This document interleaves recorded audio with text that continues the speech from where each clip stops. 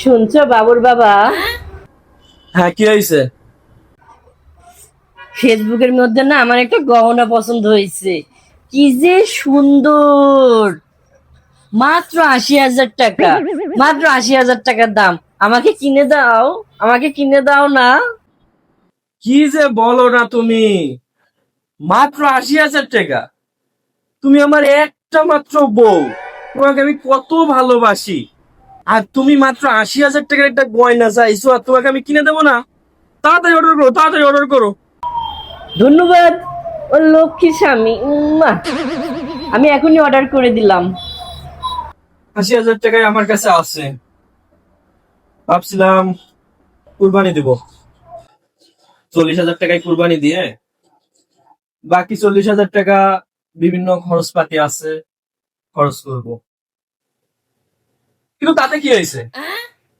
তুমি আমার যে আদরের বউ, আর তুমি একটা মাত্র গহনা চাইছো ৮০,০০০ টাকা। আমি কিনে দেবো না? কুরবানি এবার বাদ, এবার তোমাকে গহনাটাই আমি কিনে দেবো। একটা মাত্র হার চাইছে, গহনা চাইছে, ওটা কিনে দেবো না আমি? গহনাটাই আগে কিনে দেবো।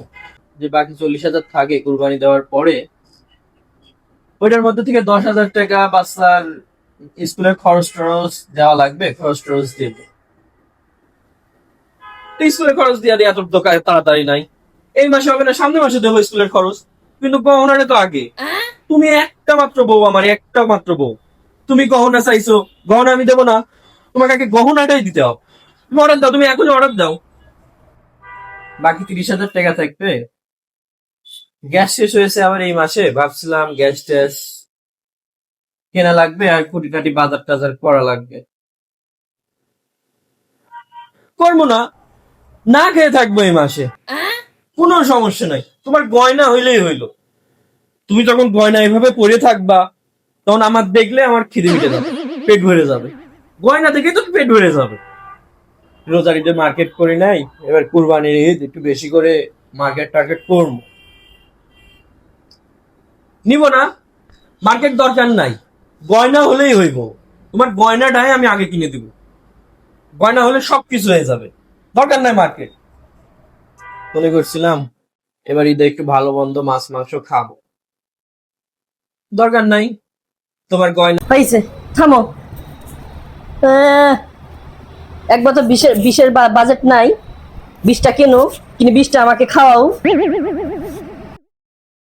প্রথমের দিকে বললে তো হয় কিনে দিব না। আইসে ভণ্ড কোথাকার!